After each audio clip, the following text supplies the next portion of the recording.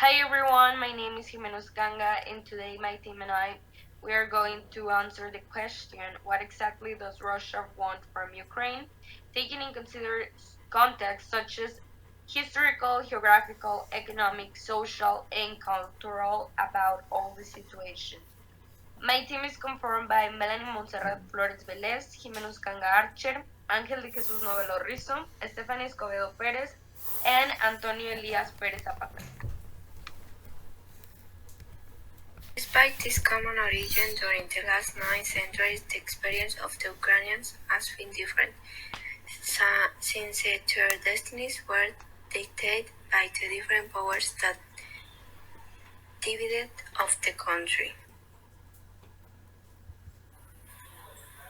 The conflict between Ukraine and Russia begins when the Soviet Union dissolved and the 15 republics became independent.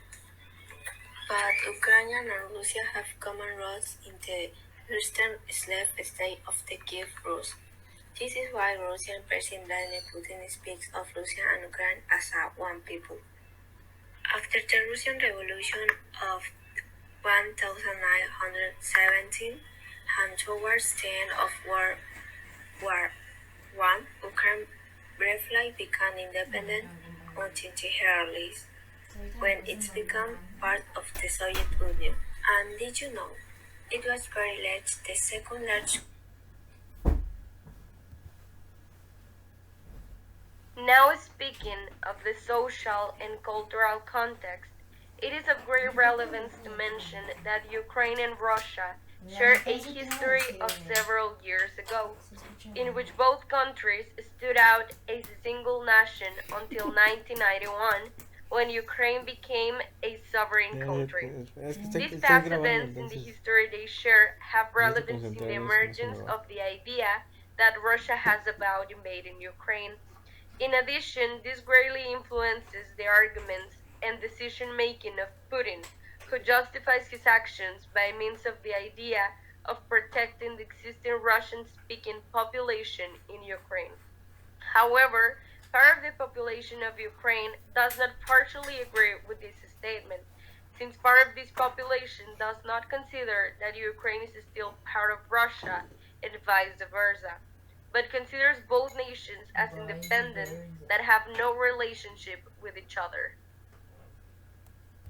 For context, we can say that Russia got into Ukraine territories that used to belong to Russia for several years, many years ago, and for the other hand, there are, there are natural resources which have important negotiations with other European countries and the USA. Russia's intervention in Ukraine has left its mark in the hands of artists who create documentaries, comics, and songs that experience the effects of these conflicts and do not allow Ukrainians to prospect and live, blinded because of the power and thus taking about all the cause they are leaving the leaders of different nations. Only see their interests first, without observing the full picture, and mean the catastrophic effects for the people and the violation in their human rights. For context,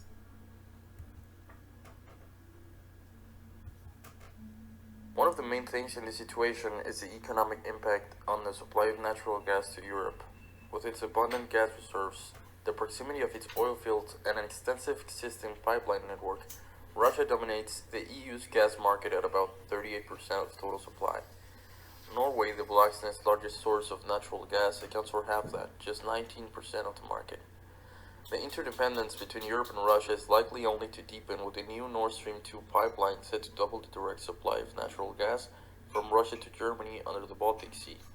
That is, of course, unless the crisis in Ukraine threatens Nord Stream 2's regulatory approval process, a potent threat that could scrap the whole project, which the United States and Europe have wielded during negotiations.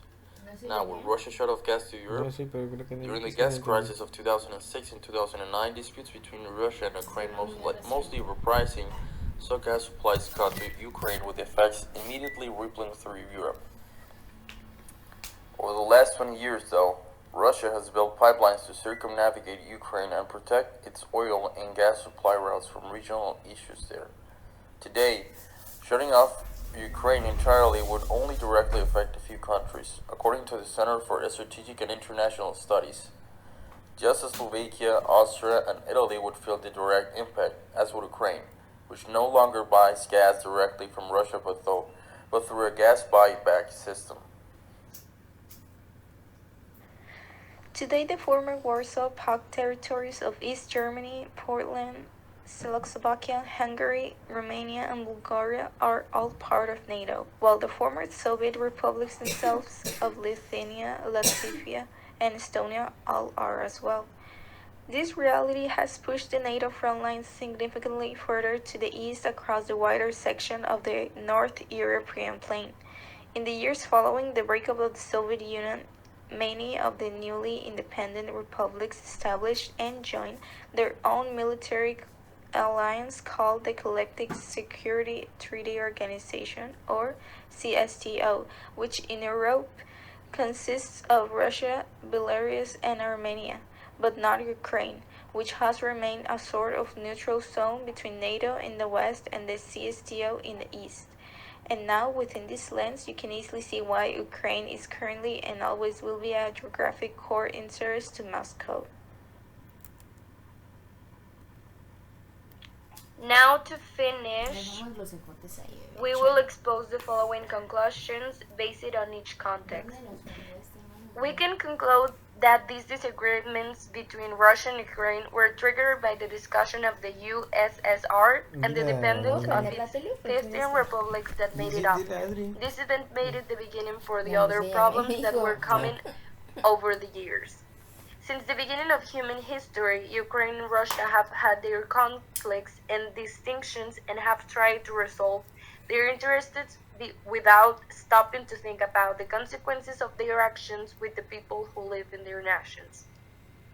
It's important to stand out the involvement Russia has in this conflict involving natural gas and how Ukraine can be a barrier for the development of Russia's economy, especially after more findings of natural gas on Ukraine's soil. Ukraine is a geographic core interest because it has remained a sort of neutral zone between NATO in the west and the CSTO in the east. In conclusion, the social sphere really influences and helps to understand what Russia wants with Ukraine, since the fact that both belong to the same ethnic group and that at the time they were part of the same nation, raises Russia's ideology that Ukraine in a certain way belongs to it and also some part of that population. Therefore, wants to safeguard and preserve that part of the Russian-speaking population that still exists in Ukraine, so that everyone becomes part of the same nation as they were before. That's all from our part. Thank you so much for watching.